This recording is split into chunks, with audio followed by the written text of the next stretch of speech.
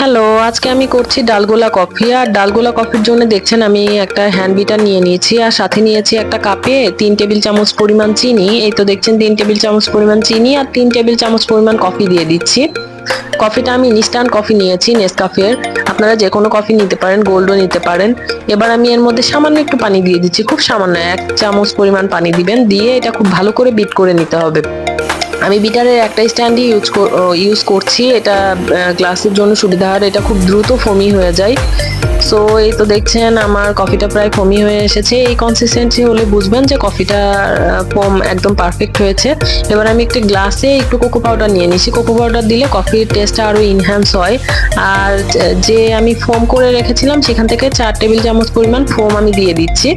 দিয়ে এবার আমি এটার সাথে গরম দুধ মিশিয়ে দিব। আমি এখানে একটু ঘন করা গরম দুধ নিয়েছি, একদম ফুটন্ত দুধ নিতে হবে। নিয়ে আমি এটার সাথে মিশিয়ে দিয়েছি।